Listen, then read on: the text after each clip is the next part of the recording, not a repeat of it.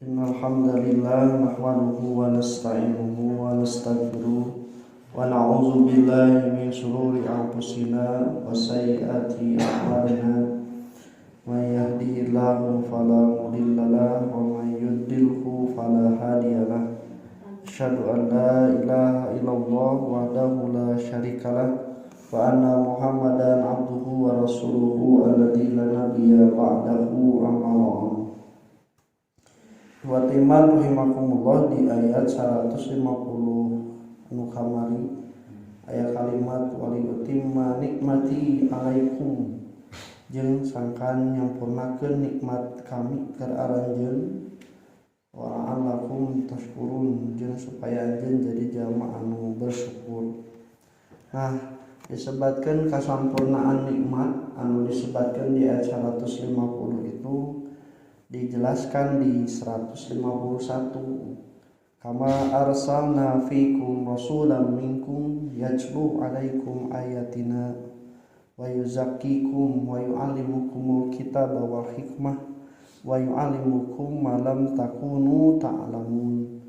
Sebagaimana telah diutus di antara kalian seorang rasul dari jenis kalian, yatlu alaikum, yang membacakan untuk kalian ayatina, ayat-ayat kami, wa yuzakikum, dan juga mensucikan, membersihkan kalian dari kotoran-kotoran, wa yu'allimukumul kitab wal hikmah, dan juga mengajarkan kepada kalian Alkitab, Al-Quran, wa hikmata, dan juga hikmahnya, wa yu'allimukum ma lam takunu ta'lamun, dan mengajarkan pada kalian apa yang kalian tidak ketahui sebelumnya.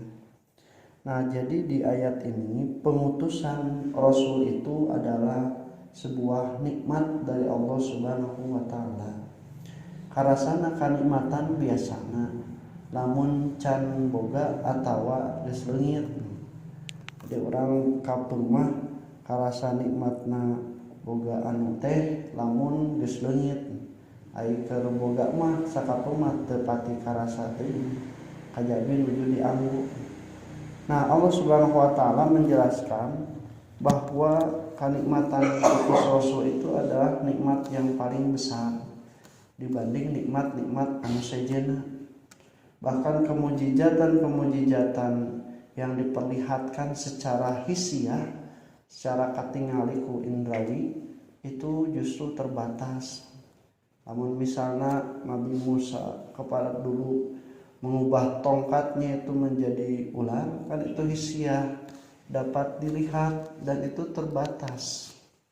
Tapi sekarang justru yang diutus itu dengan diturunkannya Al-Quran itu adalah mukjizat yang maknawiyah, yang sifatnya itu tidak bisa dilihat, tidak bisa didengar oleh indera, tetapi kemujizatannya itu terasa dan ada, bahkan diwujudkan dalam bentuk-bentuk hisiah seperti tanda-tanda kekuasaan Allah yang sudah disebutkan sebelumnya.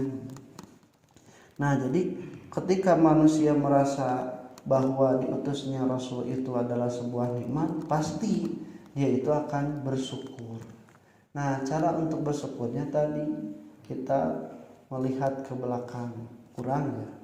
Namun misalnya ningali ke belakang sebelum datangnya Islam ke Indonesia, kan penganut ajaran-ajaran animisme jeung dinamisme, menyembah patung. Ini moal aya di dari aja nanti keur dihareupeun patung namanya, menyembah binatang nya, menyembah batu-batu, menyembah pohon. Tak urang teh lamun misalna teu aya ke diutusnya Nabi Muhammad sigana kitu da baheula nenek moyang Indonesia teh kitu. Jadi peninggalannya pun itu masih ada. Aya sodakoh laut, aya okasan, aya suro nya, terus aya keramat, aya pamali, entah eta teh peninggalan ajaran-ajaran animisme jeung dinamisme, meyakini bahwa benda mati atau binatang dan tumbuhan mempunyai kekuatan di luar sebagai tumbuhan dan sebagai batunya, sebagai benda-bendanya. Nah, ikhwatimar rahimakumullah, malah lamun misalnya lebih ditariknya tawakama orang kan orang-orang jahiliyah oge sarua mun teh diutus ku nabi teh eta patung di Ka'bah nepi ka 360 patung pabalatakna. Dina kaayaan dijadikeun ibadah penyembahan, berkurban dilumuri getihna di mana-mana, dagingna dibagikeun. Kemudian juga dengan perjudian, kemudian juga dengan jampe-jampe musyriknya, perjinahan, kemudian perjudian, rusak pokokna mah. Lamun teu aya nabi, urang geus kitu gitu. Lamun misalna tidak diutusnya nabi, maka kenikmatan itu justru mopong manggih gorowong bagi orang-orang anu subur hatena sebagai tanah anu ketika menerima hujan teh subur. Da aya anu teu asmah sanajan cai hujan gede ge angger moal subur siga batu cadas. Sakumaha hujan gede ge moal aya tatangkalan anu jadi tina eta batu. Tapi pikeun tanah-tanah anu subur mah kacayan teh subur. Tumbitu kalaa wa ghaisal kasir, menyubuhkan tanaman dan juga menumbuhkan rerumputan yang dimakan oleh manusia ataupun oleh binatang. Nah, taksana Indonesia mah walaupun tadi itu termasuk yang tanahnya itu subur menerima agama. Di buktina Indonesia mah subur menerima agama teh Nabi Muhammad orang Arab lain orang Sunda ditarima. Padahal orang Arab mah di ditu Nabi nawage orang Arab ditolak. Nya baheula di Mekah urang mah Nabi nawage orang Arab diterima, lain orang Sunda. Orang Arab mah Nabi orang Arab oge ditolak keneh gitu. Jadi subur. Maka religiusitas orang-orang Indonesia itu banyak, walaupun ada yang agamanya ke sana, agamanya ke sini, tapi semuanya punya keyakinan. Termasuk anu sifatna aliran-aliran oge teh kan pada dasarnya mah meyakini keagamaan. Beda jeung anu penolakan siga ateis jeung sajabana. Eta mah tidak subur, tidak menerima adanya agama. Walaupun kenikmatannya itu harus diambil secara penuh, tongan ukur sapotong-sapotong. Sabab nikmatna diutus Rasul teh kudu karasana ta ieu cenah. Yatlu alaikum ayatina, membacakan kepada kami ayat-ayat kami. Nah, membacakan pada kalian ayat-ayat kami. Kalimat tala itu yaitu mengikuti apa yang ada di dalam isinya. Jadi lamun hayang karasa nikmatna ku sabab diutusna Rasul teh salian ti maca jeung ngupingkeun teh kudu dituturkeun eusina naon. Lamun misalnya ukur maca nepi ka letah hungkul moal karasa nikmat. Dina karasana ge teu gede paling kanikmatan maca jeung katenangan hungkul teu manfaat leuwih jadi petunjuk. Bahkan juga wa yuzakikum, ngabersihan anjeun. Ya anu syirik, ya tauhid, ya anu sunnah, ya bid'ah, ya hade, ya goreng, dan semuanya itu yang tidak baik dalam diri-diri manusia itu dipisahkan, dibersihkan dengan adanya agama. Oh, nah, itu teh meunang, ta ieu mah alus. Nah, itu teh fungsi dari diutusnya Rasul dengan bawa kitab. Kemudian juga wa yu'allimukumul kitaba, mengajarkan kepada kalian Al-Quran, isi tentang Al-Quran, karena Rasulullah penafsir pokok tentang Al-Quran. Apa maksud Al-Quran mah tayalian tibatan Rasulullah SAW.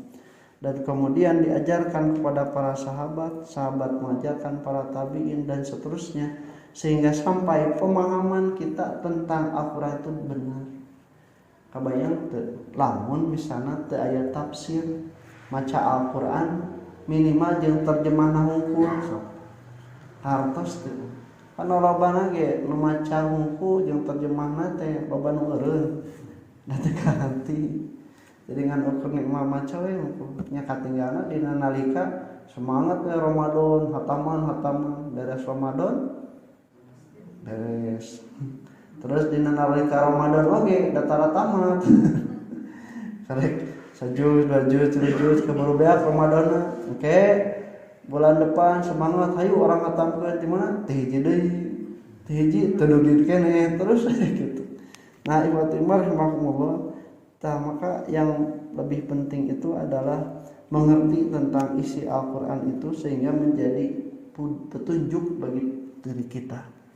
Bahkan juga hikmahnya, hikmah itu lamun dina bahasa Arab mah kenyed, kendali. Lamun dina mobil atau motor mah setir. Kenapa? Karena mobil sakumaha alusna wae oge setiran mah teu manfaat, cilaka, mau bisa belok gitu. Bahkan lebih luasnya itu kendalinya ada untuk mengerem, ada juga untuk gas supaya maju. Nah, itu teh hikmah.